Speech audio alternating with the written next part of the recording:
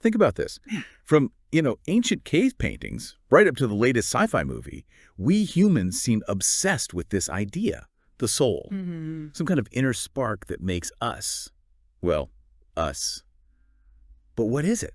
That's really the question we're wrestling with today. Yeah, and we're taking a deep dive into it, looking at the concept of the soul from, well, all sorts of angles. We've pulled from religious texts, philosophical Even arguments. some psychology and anthropology, right? Exactly. It's fascinating stuff. And what's really striking when you look across all this material is just how persistent this idea is. It just keeps popping up. So our mission today isn't really to find the answer, is it? Because, spoiler alert, Uh-huh. Probably not going to happen. No, the aim is more to explore the different ways thinkers and whole cultures have tried to understand this really core aspect of being. We've got a really rich collection of viewpoints to unpack. exactly. We're going to try and navigate these diverse perspectives, pull out the most compelling insights, maybe those little aha moments that can shift how you think about things. And hopefully keep it engaging. Right. No philosophy PhD needed for this conversation. So this big kind of multifaceted thing we call the soul. Where do we even begin to get a handle on it? Well, maybe with the most basic definition. Across many traditions, the soul is seen as this immaterial aspect of a living being. Okay, so not physical. Not physical, something distinct from the body. And often there's this idea of immortality attached to it, the idea that it can keep going even after we die. Right, that feeling that there's something more than just flesh and bones. And philosophers, they've really tried to pin down how this something more actually relates to the physical body, haven't they? They've come up with some models. Oh, absolutely. You get these three main theories. There's interactionism. That's the idea of the soul and body. Well, they interact. They influence each other. My mind tells my hand to pick up this cup. Precisely. Then you've got parallelism. Wow. That suggests they operate independently, like two clocks, perfectly synchronized, but neither one actually affects the other. And the third one is ethnominalism. This one proposes that physical processes in the brain, they cause mental experiences like thoughts or feelings, Right. but those mental experiences don't then turn around and affect the physical body. Kind of like steam from a train, it's produced by the engine, but it doesn't power it. Wow. Okay. Those are pretty mind-bending ways to think about it. Interactionism feels kind of intuitive, maybe, but the others, they really show how mysterious this connection is. They do, and it seems, based on our sources, this idea of a separate soul isn't just some abstract philosophical thing. It might be more deeply ingrained. How so? Well, anthropological and psychological studies seem to indicate that there's this really widespread human tendency, across lots of different cultures to naturally distinguish between a soul or some kind of inner self and the physical body. So we just kind of do that. It seems like it. This inclination to see ourselves as more than just biological machines, it seems to be a pretty consistent part of how humans think. Okay, so we have this general sense, this intuition maybe, of an immaterial essence, possibly immortal, separate from our bodies. But let's zoom in on the word itself. Soul, where does that actually come from? Yeah, the English word soul has quite a history. Its roots trace back to Old English, to the word soul. We see that popping up in texts from around the 8th century. Soul. And interestingly, its earliest meaning wasn't necessarily spiritual in the way we think of it now. It was closer to just life, animate existence, the fact of being alive. So almost like just being alive. Pretty much, yeah. But then over time, the meaning shifted, evolved to include that immaterial spiritual thinking aspect of a person, the part that's contrasted with the physical body. Right. And this isn't just an English thing. Saul has relatives in other Germanic languages. You see Old Frisian Saul, Gothic Saiwala, Old High German Sola. So it's widespread in that language family. Yeah, exactly. Old Saxon Sola, Old Norse Sala. And even today, you see echoes in modern languages like Dutch Ziel or German Ziel. It really highlights how fundamental this concept has been linguistically. It's like this need to name our inner selves, understand them, has been around for a very long time. Okay, let's shift gears pretty dramatically here. Buddhism, their approach to the soul is famously, well, different, isn't it? Radically different in many ways, yeah. Central to Buddhist teachings is this concept of enatman, Which means, often translated as not self or no self. Early Buddhism really pushed back against the idea of a permanent, unchanging soul, especially as it was understood in some other traditions around at the time, like Jainism. Jainism had that eternal soul idea. Yeah, they had this dualism, an eternal soul separate from the mortal body. Buddhism fundamentally questioned that. So instead of focusing on some stable, lasting self, what was the alternative? Well, historically, this Anatman doctrine came about partly to reject two extremes that the Buddha saw as problematic. One was eternalism, the belief in that permanent, unchanging soul. Okay. And the other was annihilationism, the idea that consciousness just completely stops at death, full stop. The Buddha saw both of these soul theories, as they're sometimes called, as being rooted in craving and attachment to this illusion of a solid self. Because the core Buddhist idea is constant change, right? Impermanence. Precisely. The whole notion of a fixed, eternal soul just clashes head-on with the Buddhist understanding of dependent origination. Which is the idea that everything is interconnected and arises based on conditions. Exactly. And it also clashes with the impermanence of the five aggregates. That's form, sensation, perception, mental formations, and consciousness.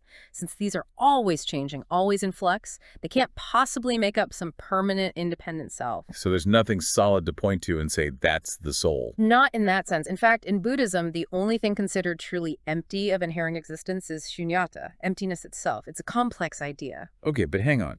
If there's no permanent soul, what is it that experiences rebirth in the cycle of samsara? That seems like a key question. It is, absolutely. And it's tricky. In Buddhism, the self is seen more as a kind of conceptual label, something we apply based on a continuous stream of experiences. Like a process, not a thing. Kind of. It's the clinging, the attachment to this idea of I and mine, which is fueled by craving. That's what creates the illusion of a permanent self and keeps the cycle of rebirth going. It's more like a continuity of mental energy and karmic imprints, not a static soul thing being passed along. That's a really different way to think about identity and, Yeah. well, what happens next? And our sources mention that the Buddha himself actually avoided answering certain questions about the soul directly. Why? Yes, the famous unanswerable questions, several of them touch on this. Is the soul the same as the body? Is it different? That kind of thing. His silence has been interpreted in a few ways. Okay. Some scholars think he rejected the very premise of the questions, like they're based on a flawed way of thinking. Others suggest he felt they were just irrelevant to the main goal, which was ending suffering and reaching enlightenment. Why get bogged down in metaphysics? Focus on the practical path. Right. And another interpretation is that any answer he gave, yes or no, would just lead to more attachment and misunderstanding. So better to remain silent on those specific points. So the focus was squarely on liberation, not debating the soul's exact nature. Exactly. And it's important to remember, too, that different Buddhist schools have sometimes interpreted this no-self idea slightly differently. While Theravada Buddhism really emphasizes the absence of a permanent self, some Mahayana schools explored concepts that might sound a bit closer to a subtle self, though not an eternal independent soul in the traditional sense, often related to this idea of Buddha nature, the potential for awakening within everyone. Sounds very nuanced. And there's that famous analogy, isn't there? Melinda's chariot. How does that fit in? Ah, yes, the Milinda Panya, or Questions of King Milinda. It's a great illustration. It's a dialogue between this Greco-Bactrian king, Milinda, and a Buddhist monk, Nagasena. The king asks Nagasena, essentially, who are you? And the monk replies that Nagasena is just a designation, a convenient label for a collection of parts. He uses the chariot analogy. Is the chariot the wheels, the axle, the frame? No, it's all of them together working as a system. Exactly. It isn't any single part, but the assembled whole. Take away the parts, and the chariot, as a separate thing, disappears. Nagasena argues a person is the same, a collection of those five aggregates. The label person or self is just a conventional name for this ever-changing collection. So it illustrates that idea of conventional truth versus ultimate truth. Perfectly. The conventional truth is our everyday experience. We see distinct people, distinct chariots. The ultimate truth is that these things lack inherent independent existence. They're composites. That analogy really does make it click. Okay, so from this idea of no self, let's jump to a tradition where the soul is often seen as very much enduring. Christianity. Right. A core belief in Christianity is that when a believer dies, their soul, having been redeemed through faith in Christ, is immediately welcomed into God's presence, into heaven. Death isn't an endpoint, it's a transition. And the body. What happens to the physical body in that view? The body remains buried, But Christian theology teaches it will eventually be resurrected. And not just brought back, but perfected, glorified. The belief is that at some future point, this resurrected, glorified body will be reunited with the soul. So you have a complete, renewed person who will then exist eternally in a new creation. So it's not just the soul surviving, but a future reunification, a transformation of the whole person. That's the mainstream view, yes. And within Christian thought, drawing partly on Hebrew concepts like nephesh and ruah, you often find a distinction made between psyche and pneuma. Okay, what's the difference there? Well, psyche is usually translated as soul, or life force, the animator of the body. Pneuma often refers more specifically to the spirit, the part of us capable of connecting with God, the divine spark, if you like. And this distinction has led to different views on what humans are made of. Some hold a trichotomic view, body, soul, and spirit as distinct parts. Free parts. Yes.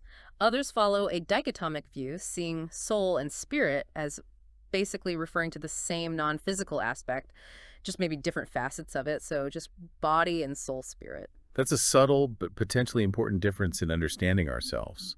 And what about where the soul comes from in the first place? That sounds like another area of debate. Oh, definitely. There are three main traditional views on the origin of the soul. There's creationism, the idea that God creates each individual soul directly, usually thought to be at conception or perhaps birth. Okay, one soul per person made by God. Then there's traducianism. This suggests the soul is passed down from parents to child through the natural process of reproduction, like biological traits. Inherited somehow. And the third, less common view is pre-existence, the idea that souls existed somewhere, somehow, before they were united with the physical body. Plato touched on that, didn't he? He did, yeah. And linked to all this, there have been differing views throughout Christian history on exactly when an embryo gets its soul and therefore becomes a full person in the theological sense. Which is obvious ethical weight. And our sources also mention differences in belief about what happens between death and that final resurrection you mentioned. Right. You have what's called corruptionism. This view suggests that the whole person, maybe even the soul included, enters a kind of dormant state, maybe even non-existence, until the resurrection. Like sleeping. Okay. Survivalism, on the other hand, argues that the soul definitely continues to exist consciously from the body in that period after death, but before the final resurrection.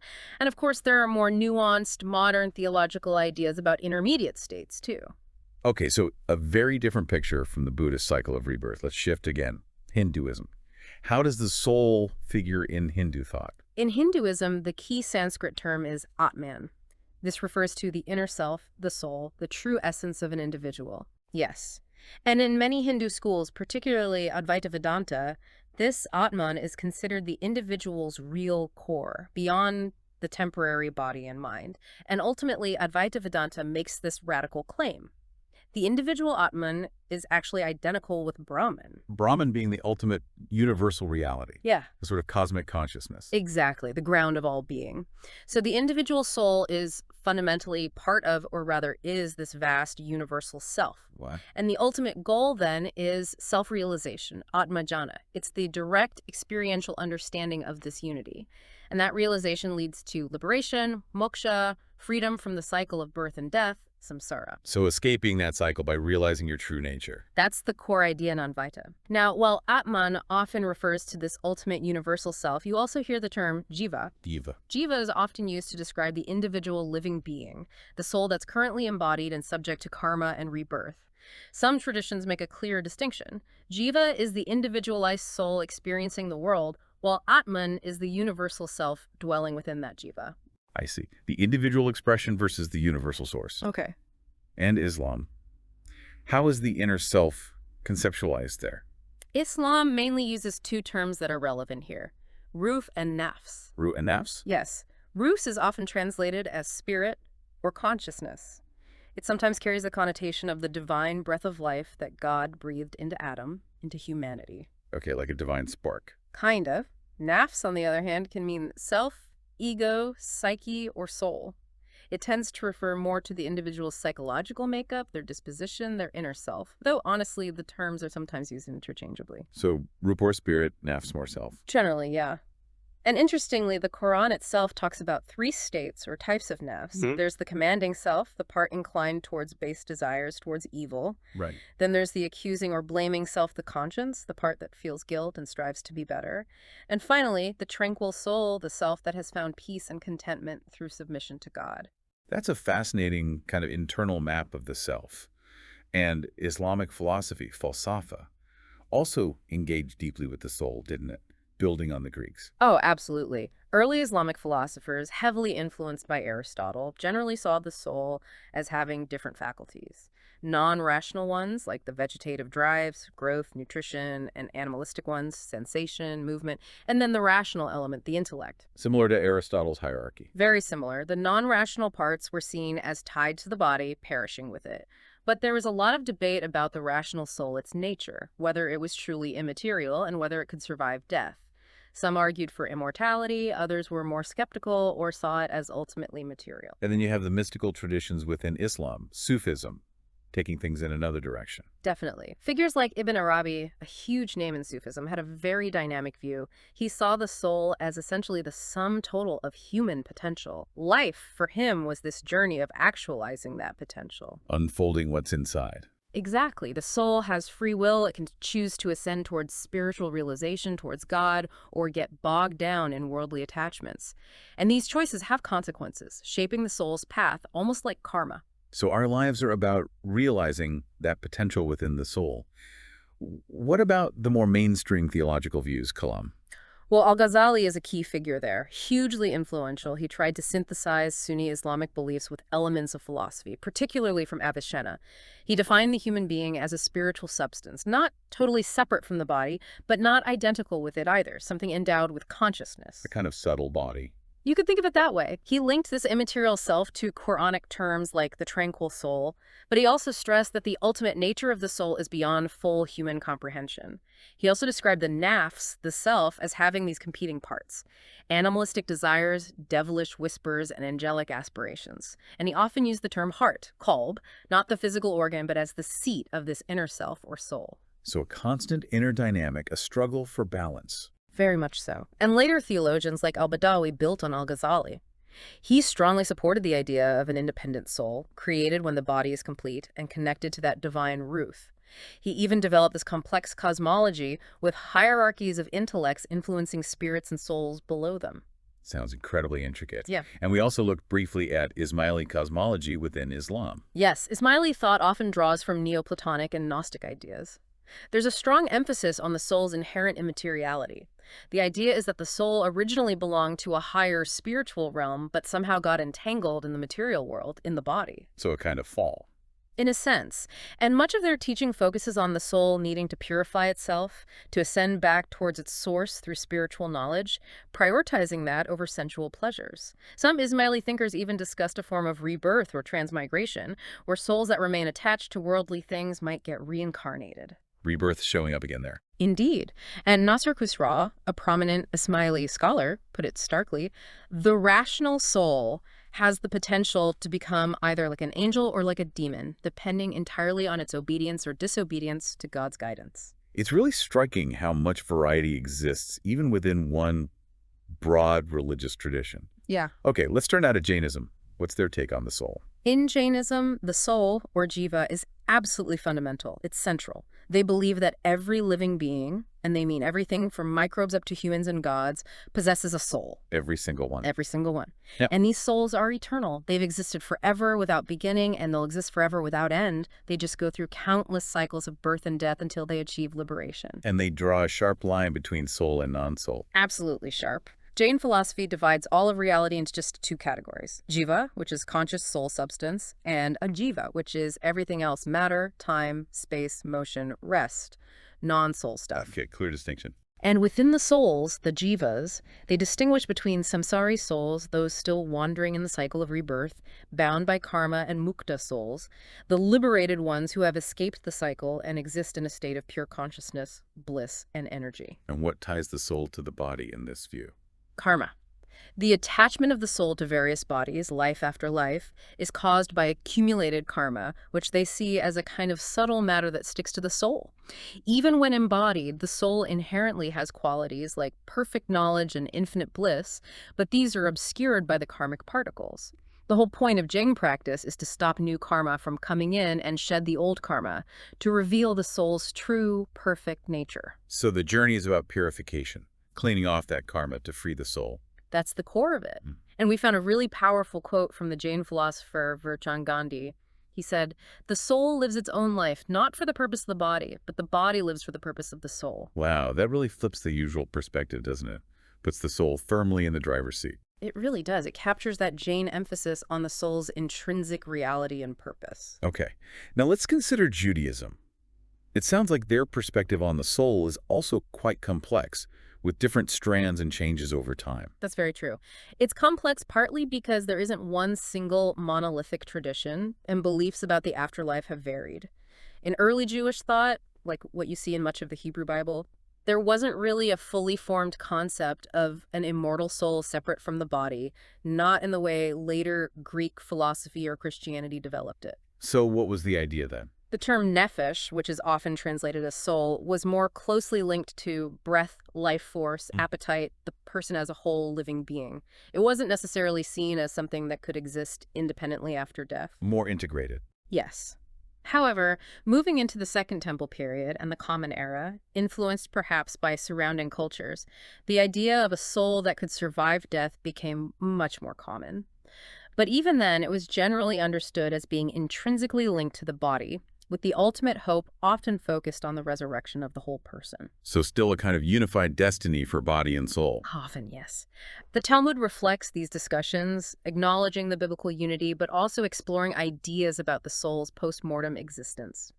But then, as Jewish mystical traditions developed, especially Kabbalah, the understanding of the soul became incredibly detailed and layered. Kabbalah really dives deep, right? Oh, incredibly deep. Yeah. Kabbalah describes the soul as having 5 distinct levels or aspects: Nefesh, Ruach, Neshama, Chaya, and Yekida. Each one corresponds to different levels of consciousness and connects to different spiritual realms or worlds in the Kabbalistic map of reality. 5 layers to the soul. Yes.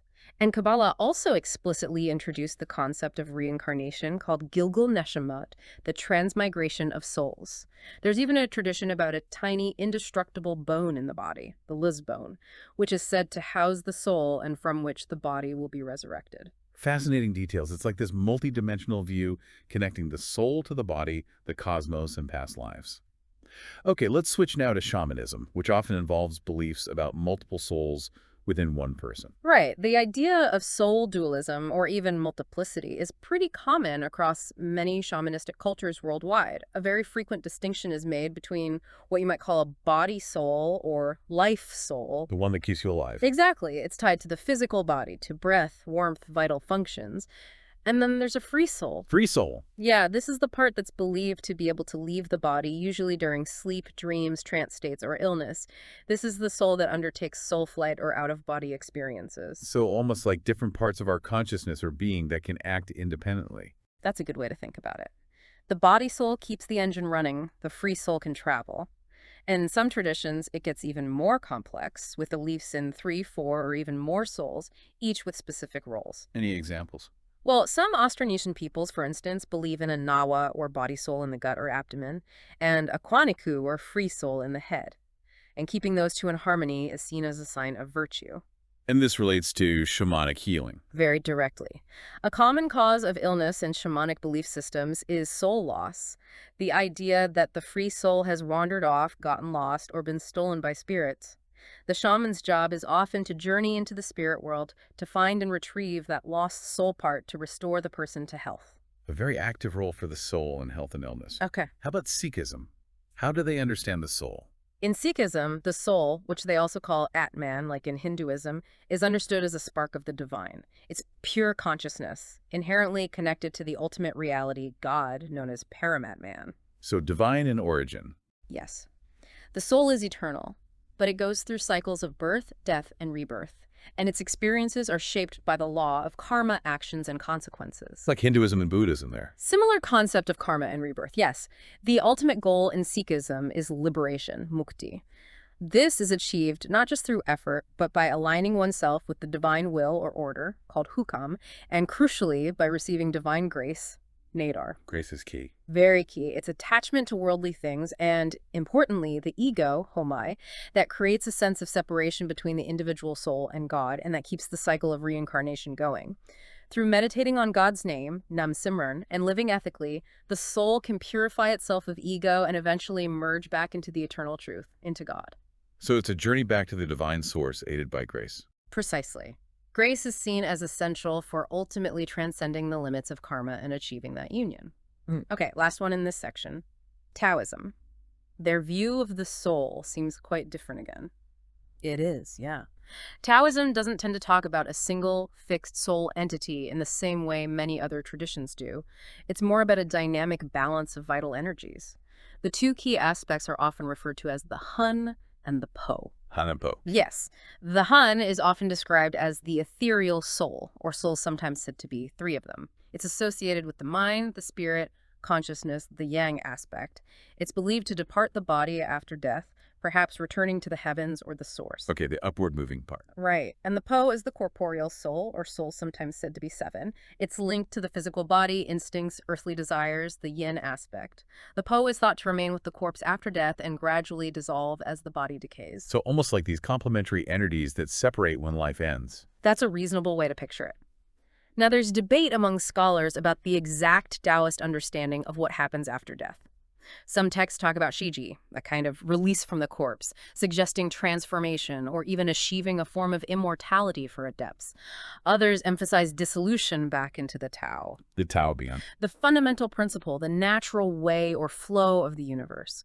So ultimately, the Taoist view often sees the soul components not as separate things, but as temporary condensations of energy, part of the great interconnected flow of the Tao. It's just, wow, the sheer variety across these religious and spiritual traditions is mind-boggling.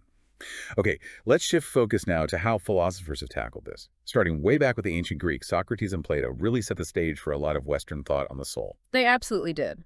Socrates famously argued that the most important thing in life wasn't wealth or status, but the care of one's soul, the psyche. He saw it as the seat of our reason, our moral character. The core of who we are ethically. Exactly. And Plato, his student, took these ideas and really elaborated on them. For Plato, the soul, the psyche, was the real person. It was immaterial, incorporeal, and eternal.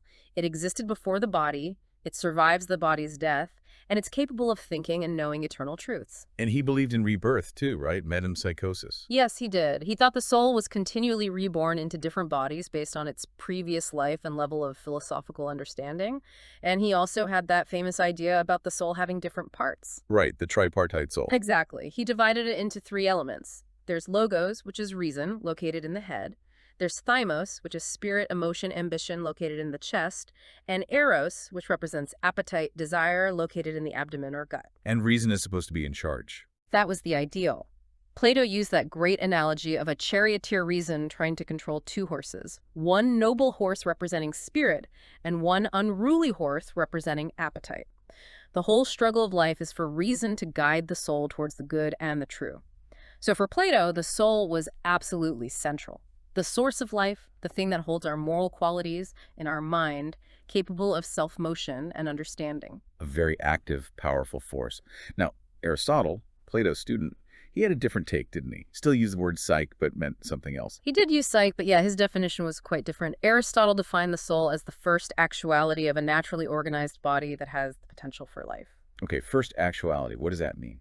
Think of it like this. Potentiality is having the capacity for something. Actuality is exercising it. The first actuality is just having the capacity itself, being organized for life. So the soul, for Aristotle, wasn't some separate thing in the body. It was the form, the organizing principle, the set of capacities that makes a body a living body, allowing it to function and strive towards its full potential. So inseparable from the body. Inseparable, like the shape of a wax seal is inseparable from the wax itself. He also saw a hierarchy. Plants have a nutritive soul responsible for growth, nutrition, and reproduction.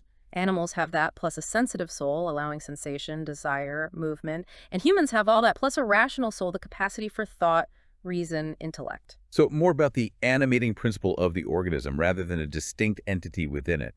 That's a good way to put it. Now, the tricky part comes with immortality. Unlike Plato, Aristotle didn't seem to think the whole soul was immortal. However, in his work De Anima, on the soul, he talks about the active intellect, the part of the rational soul that grasps universal truths.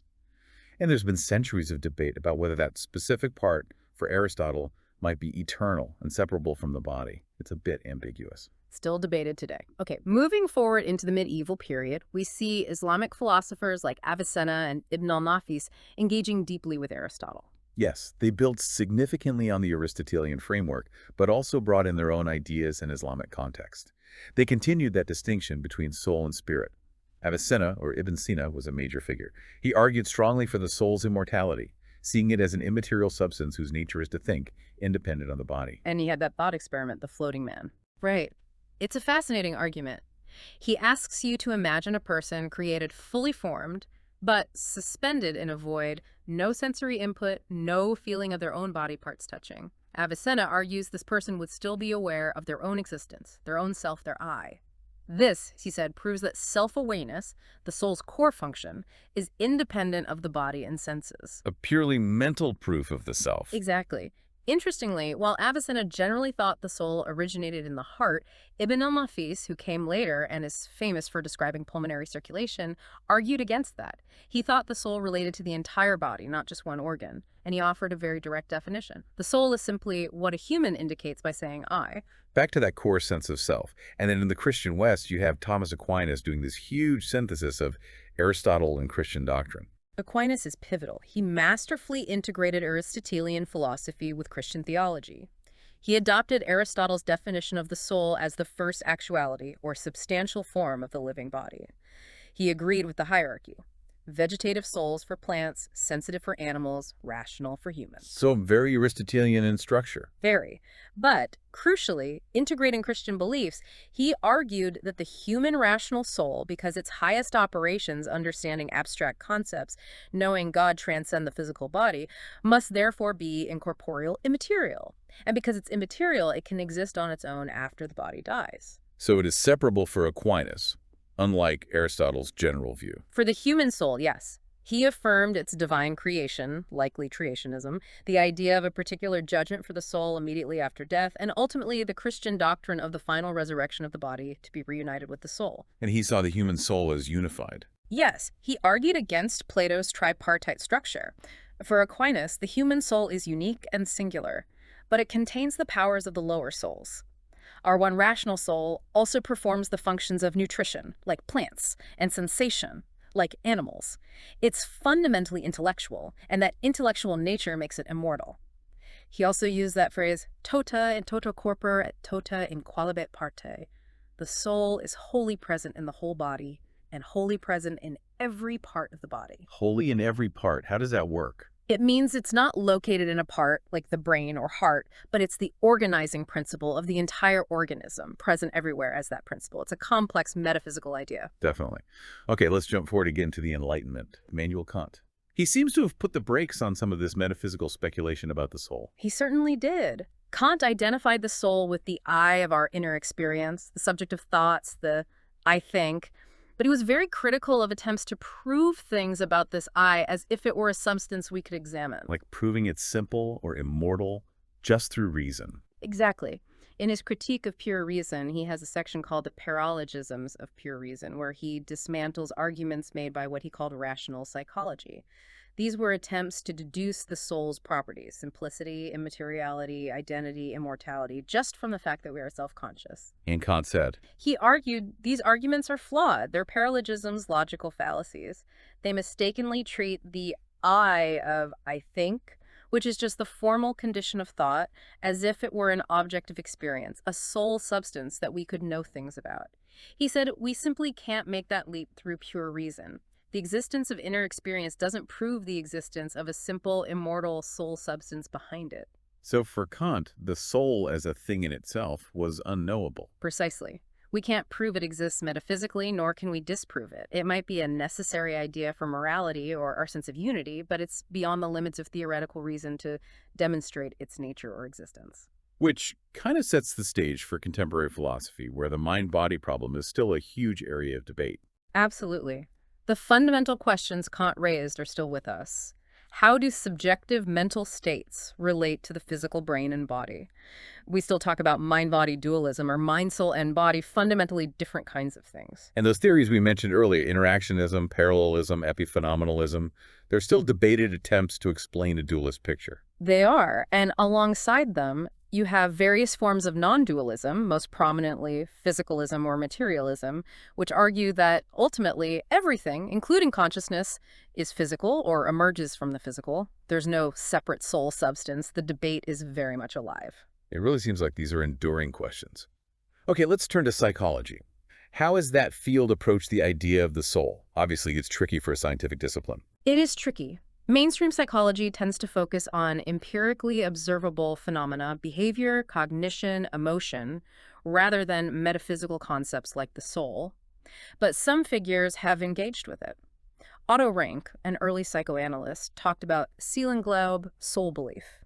He saw it as incredibly important for understanding how humans grapple with life, death, meaning, creativity.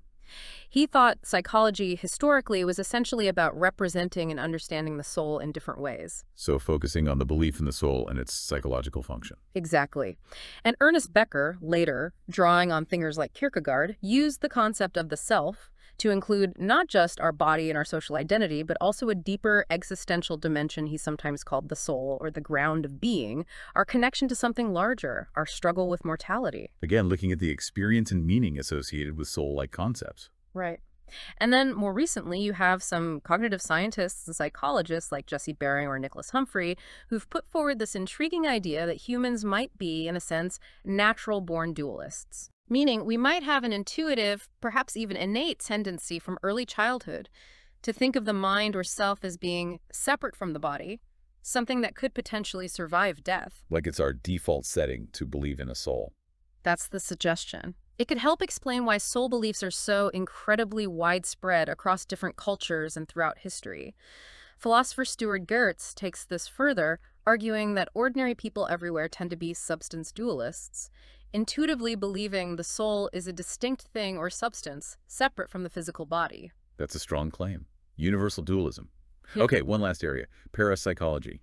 They've actually tried to investigate the soul scientifically, haven't they? Yes. Parapsychology is the field that attempts to use scientific methods to study phenomena that seem to challenge current scientific models, including the possibility of consciousness existing independently of the brain, which relates directly to the soul concept. And the most famous example is probably Duncan McDougall's 21 grams experiment from the early 20th century.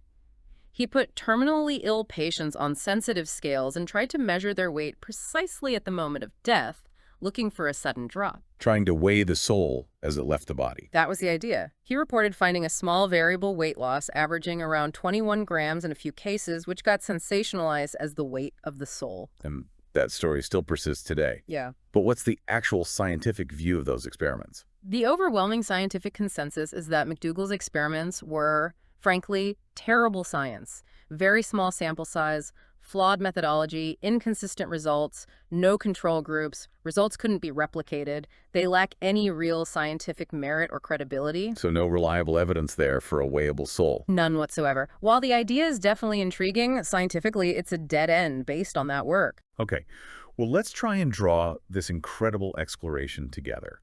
We've really journeyed through an astonishing range of perspectives, haven't we? From ancient spiritual beliefs right up to modern philosophy, psychology, even these fringe scientific attempts. And what stands out, I think, is just the sheer diversity. How many different ways humanity has tried to grasp this fundamental aspect of what it means to be alive, to be conscious, the concept of the soul. It's been shaped by so many things: religion, reason, culture, personal experience. It really underscores this deep, persistent human drive, doesn't it? This quest to understand our own inner lives, our consciousness, and maybe, just maybe, what might lie beyond our physical existence. Which leads to a really interesting final thought, perhaps, for you, our listener. After hearing about this vast spectrum of ideas, Anatman, Atman, Psych, Nafs, Juva, the philosophical debates, the psychological takes, which of these resonates most strongly with you? Yeah, what clicks? Yeah. And what might that resonance, or even your resistance to certain ideas, tell you about your own understanding of life, of consciousness, and, well, the big questions about what happens next? It's a truly rich and, I think, endless exploration, something we hope you'll continue to ponder on your own.